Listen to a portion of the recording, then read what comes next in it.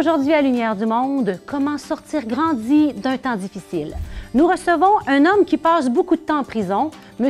Denis Bélan, en est l'aumônier. Il n'est pas toujours facile de sortir du milieu de la prostitution. L'organisme La Maison de Marthe nous montre qu'il est possible de le faire. Notre chroniqueuse, Ariane Blais-Lacombe, nous dit qu'il est parfois bon de vivre des moments difficiles. Pierre Jobin et le cardinal Lacroix sont nos journalistes d'un jour au Piolet. Cet organisme vient en aide aux jeunes de 16 à 35 ans. Bonne émission!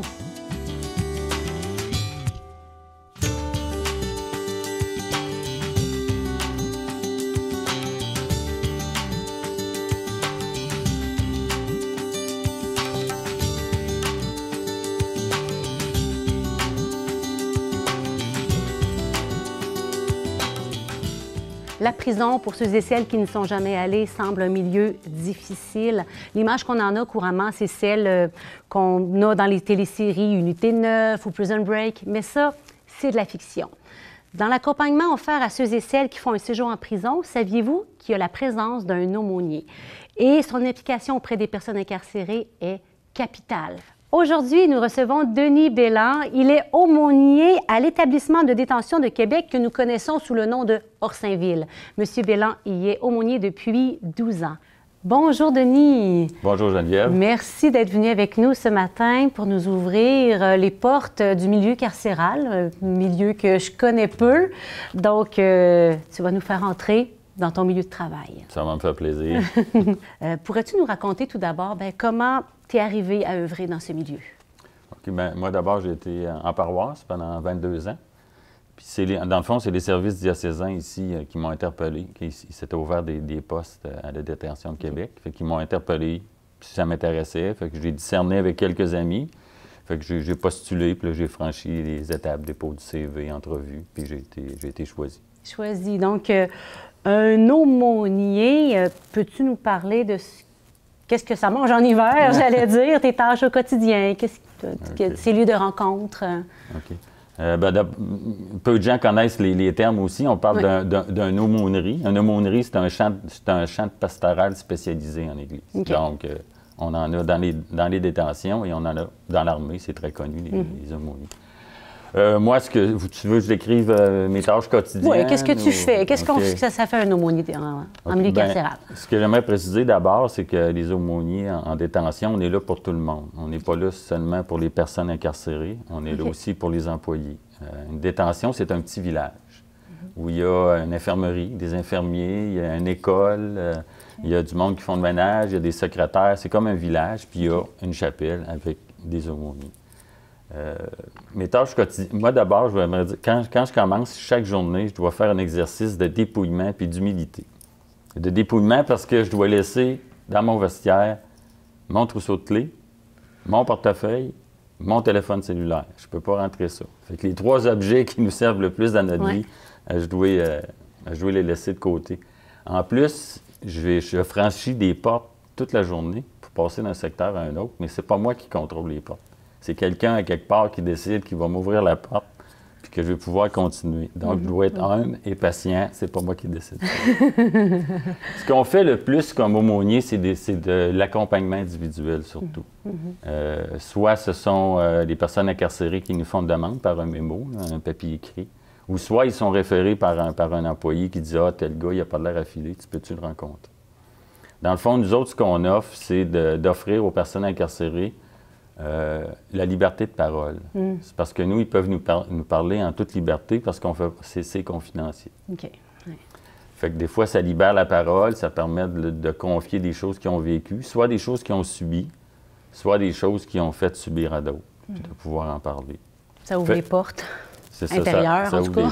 Dans le fond, si je compare aux disciples d'Emmaüs, on est comme un peu Jésus qui dit comment de ça quoi va, que vous discutiez en chemin. Puis là, prendre le temps de l'écouter. Après ça, la prochaine étape, si le gars il veut continuer, mais c'est relire son histoire. Un peu aussi comme Jésus qui dit « Je vais vous expliquer à partir des prophètes, ce qui me concerne. » Bien, nous, c'est de relire leur histoire, d'essayer d'y donner du sens.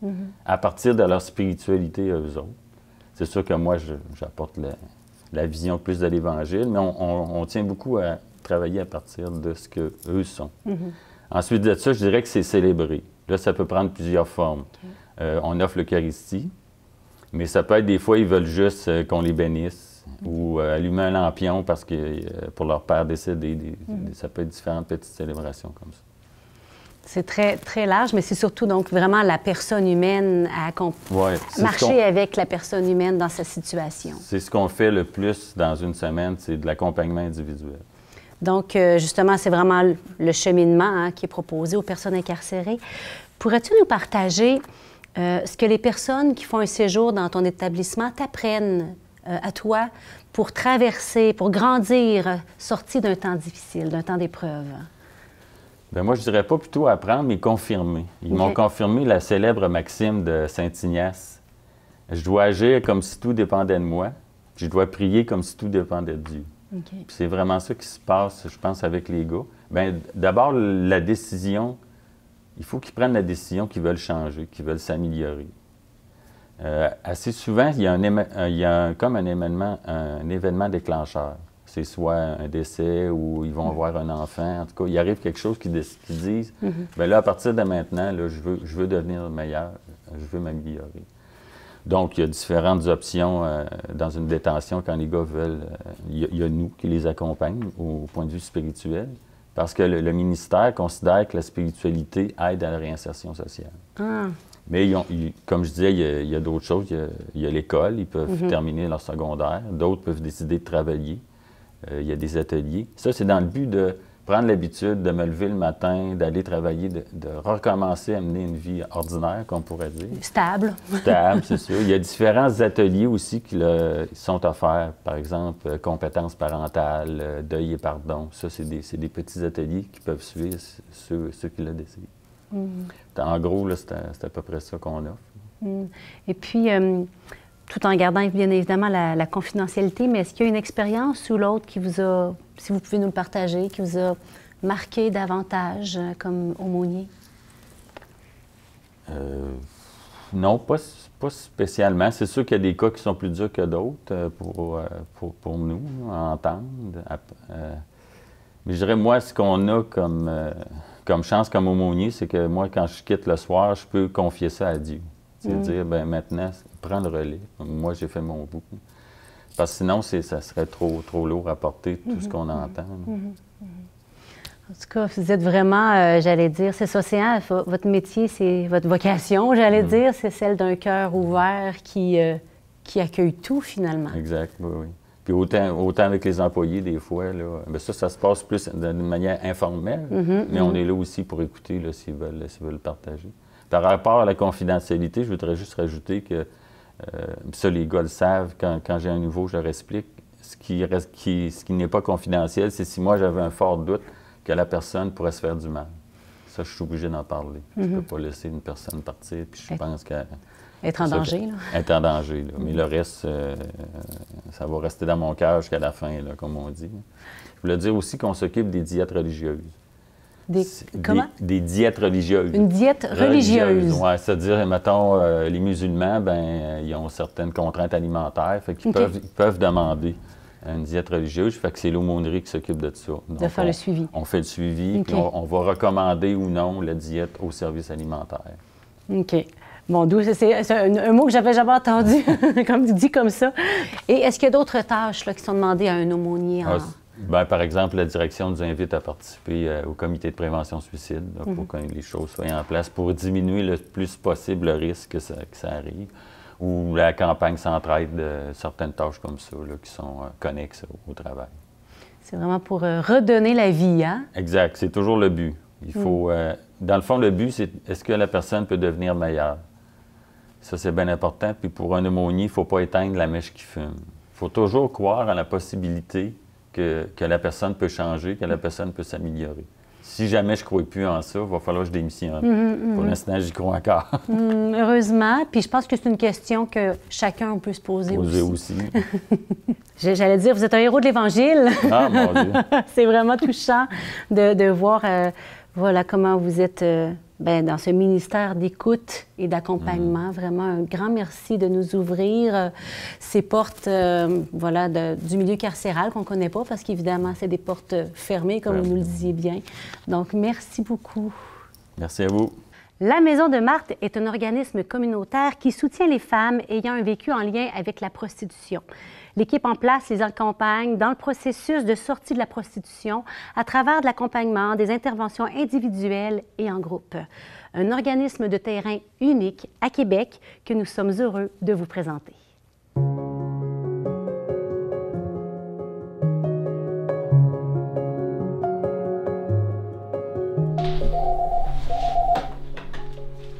La Maison de Marthe, bonjour. En fait, la Maison de Marthe, c'est un organisme communautaire autonome qui vient en aide et qui accompagne les femmes qui désirent sortir de la prostitution dans toutes les étapes de leur rétablissement et de reconstruction de soi.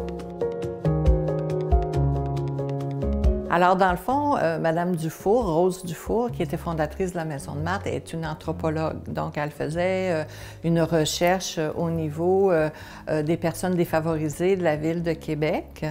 Ça s'appelait au départ « Conter, se raconter ». Et par la suite, elle a fait différentes démarches au niveau de l'itinérance ici à Québec, surtout auprès des orphelins de Duplessis. Et puis, après cette étude-là, en côtoyant les gens de l'itinérance, elle a côtoyé des femmes qui vivaient de la prostitution. Et ça l'a amené un jour à se dire qu'il y avait des besoins en les rencontrant, tout ça. Et elle a demandé la possibilité de les recevoir au sol de l'église Saint-Roch. Et c'est en 2006 qu'elle a posé sa première affiche qui était « Bienvenue à la Maison de Marthe ». Donc, depuis 2006, ça fait plus de 15 ans qu'on est plus orienté vers le support et l'aide aux femmes en sortie de prostitution. On répond à ces besoins essentiels. Souvent, ce sont besoins de nourriture, besoin d'aller chercher de l'aide financière, besoin au niveau de l'habillement, de trouver un bon logement. Alors, c'est ce genre d'accompagnement-là, très spécifique qu'on fait auprès des femmes. On a aussi un soutien émotionnel qui est important, donc dans toutes les étapes de leur vie. Donc, ils peuvent toujours avoir une oreille attentive là, à tous les moments dans leur processus de rétablissement, mais aussi après qu'ils sont sortis de la prostitution. Nous, on les appelle les survivantes. Donc, des fois, on peut les suivre durant plusieurs années aussi.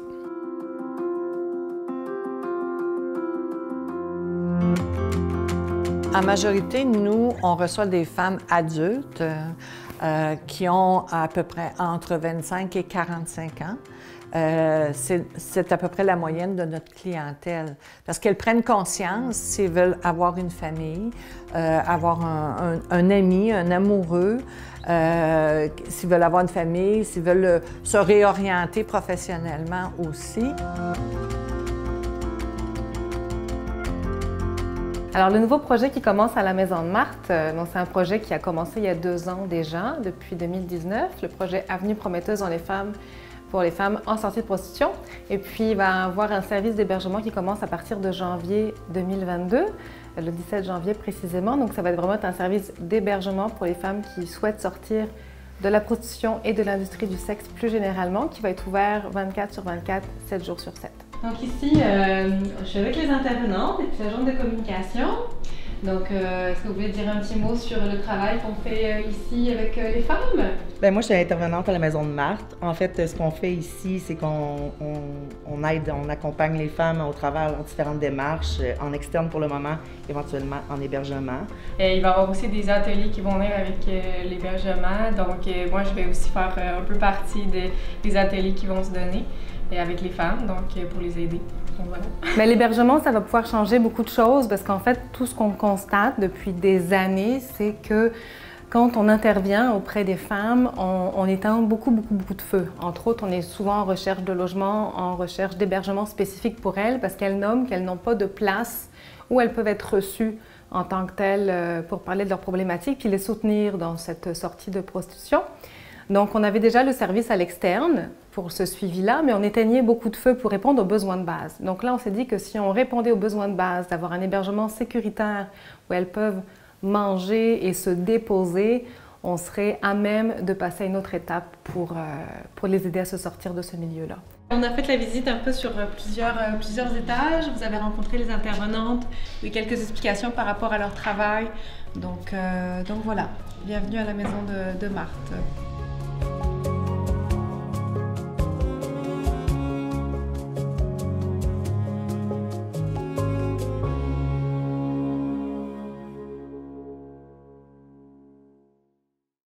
Je ne connais pas votre première impression, mais personnellement, j'ai beaucoup aimé découvrir l'équipe qui y œuvre et qui accomplit, bien souvent dans l'ombre, des petits miracles. Nous sommes heureux de retrouver notre chroniqueuse Ariane Blais-Lacombe. Elle est avec nous pour une deuxième année consécutive.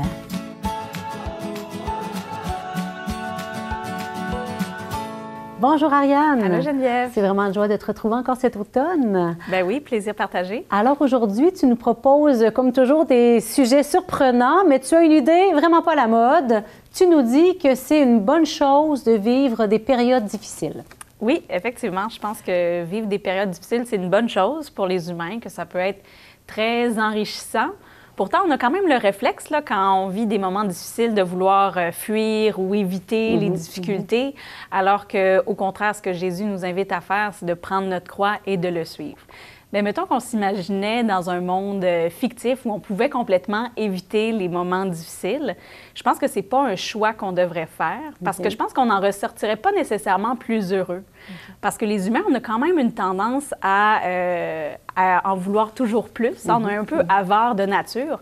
Puis quand ça va toujours bien, puis qu'on surfe, puis qu'on est confortable dans une situation, on a tendance à s'emballer. Des fois, on peut devenir un peu orgueilleux si on est dans une situation, par exemple, professionnellement, on monte les échelons, on peut devenir plus exigeant avec nos collègues, plus dur, ou encore si financièrement ça va bien, on s'installe dans notre confort, on veut accéder à d'autres choses, une maison plus grande, une deuxième auto, tout ça. Puis, je pense que c'est pas bon pour nous d'être dans cet esprit-là, là, d'en vouloir toujours plus. Vivre des moments difficiles, ça nous permet de retrouver l'essentiel, autant dans les biens matériels que des fois dans nos relations humaines, que dans notre quiétude d'esprit. Donc, vivre des moments difficiles, ça nous ramène quand même à une certaine humilité, puis ça nous oblige à réduire un peu. Puis ça, je pense que c'est une bonne chose de limiter notre volonté d'en vouloir toujours plus. Puis des fois, ça prend des moments difficiles pour avoir ce réflexe-là.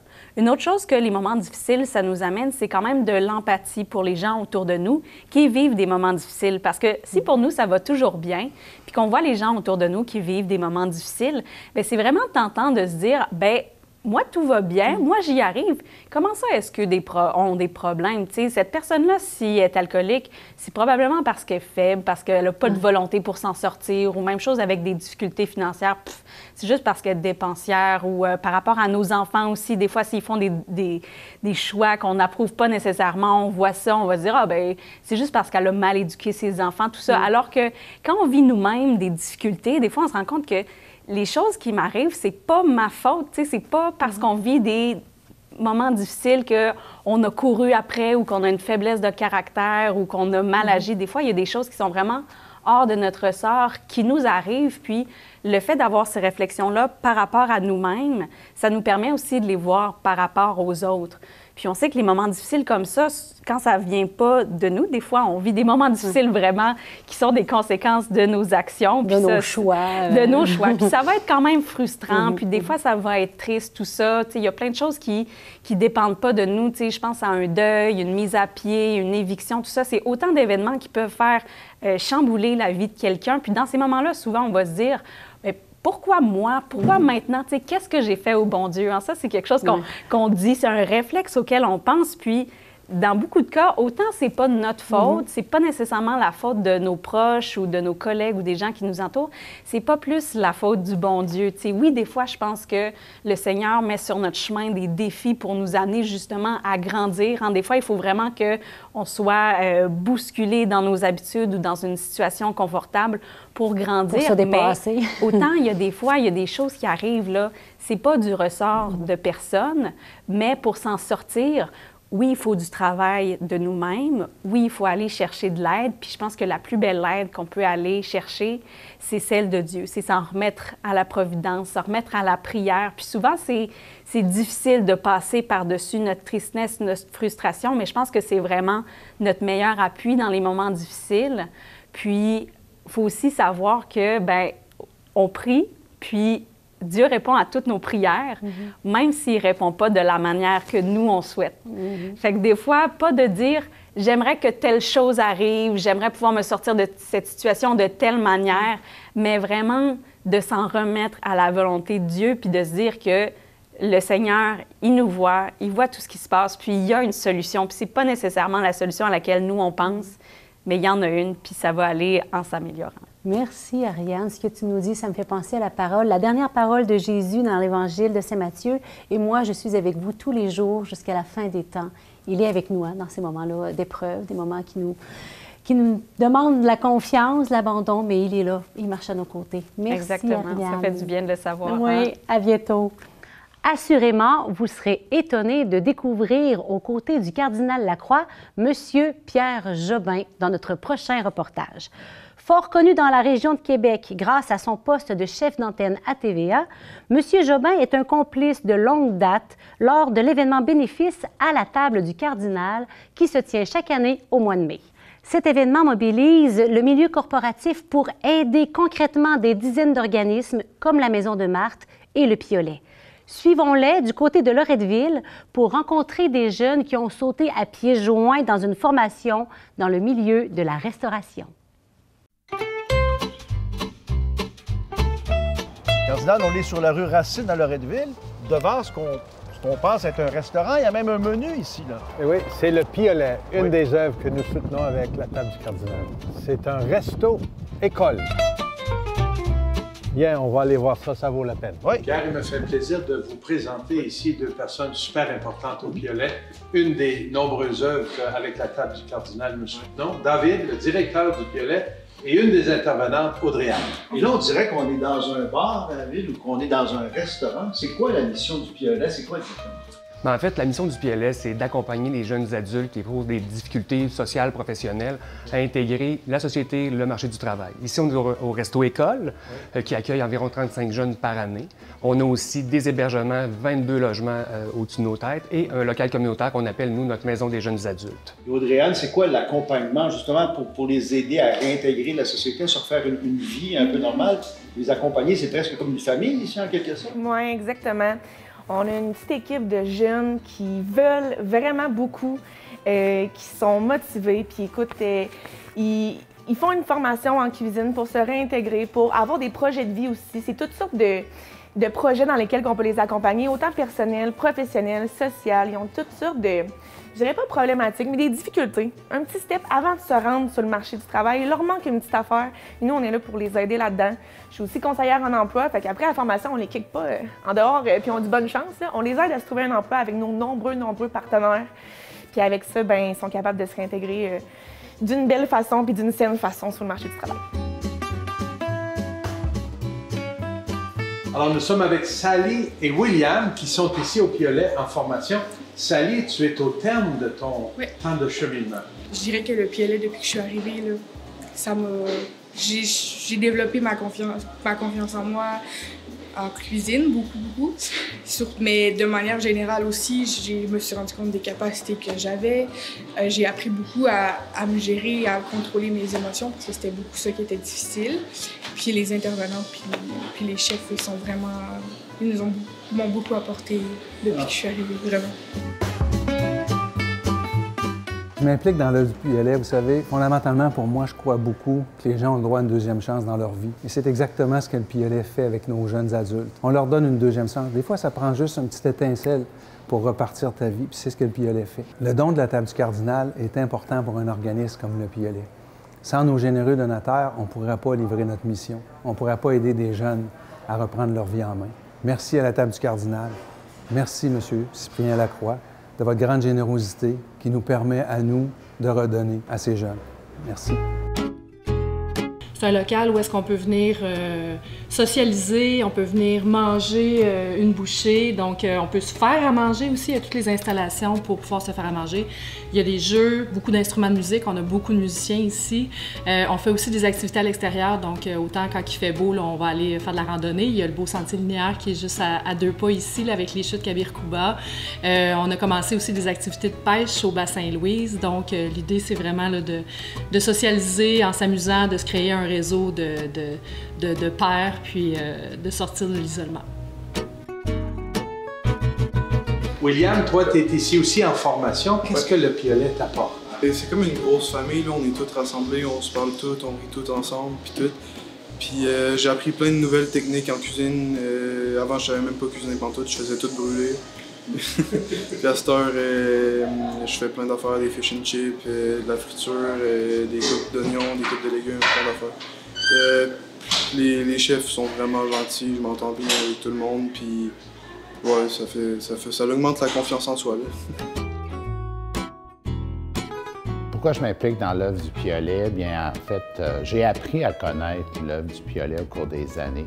J'ai apprécié énormément le travail que le Piolet fait. Je pense que c'est un organisme sérieux, des gens compétents, et qui se dévoue, en fait, à une communauté, à des jeunes qui sont en difficulté. Alors ça m'a beaucoup sensibilisé. Parce que vous savez, dans la vie, en fait, l'avenir est entre les mains de nos jeunes. Je remercie le comité qui ont décidé de faire des dons, qui continuent à le faire, et tous les donateurs de Terre du Cardinal. Alors, c'est toute une chaîne qui est super importante, qui permet à l'œuvre du Piolet de faire la différence. Je voudrais remercier tous les donateurs qui contribuent à la table du Cardinal. Depuis plusieurs années, le Piolet reçoit de la table et ces dons généreux-là nous permettent de poursuivre notre mission auprès des jeunes adultes. Donc, merci à la table du Cardinal et merci, Monsieur le Cardinal. Je tiens aussi à remercier tous les grands donateurs, les bons donateurs pour le Piolet. Nos jeunes, là, ils ne s'en rendent peut-être pas compte tout le temps qu'est-ce qu'il y a derrière cette grosse machine-là, là, mais quand on leur explique, ils sont tellement reconnaissants, ils sont fiers d'être ici, ils sont fiers de contribuer à la société pour plus tard. Bien, vous l'avez entendu, ce ne sont que 2 des nombreux jeunes qui profitent ici de l'accompagnement, la formation et cette expérience, qu'ils le disent eux-mêmes, hein, comme une famille du Piolet. Une des nombreuses œuvres que nous soutenons avec la table du Cardinal.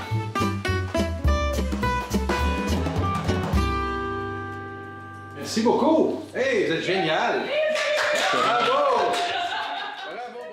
Sur ce, je vous souhaite une belle semaine. Merci d'avoir été avec nous. Dans notre prochaine émission, nous en découvrirons un peu plus sur la louange, celle qu'on adresse à Dieu, bien sûr. Et moi, je vous dis à la semaine prochaine.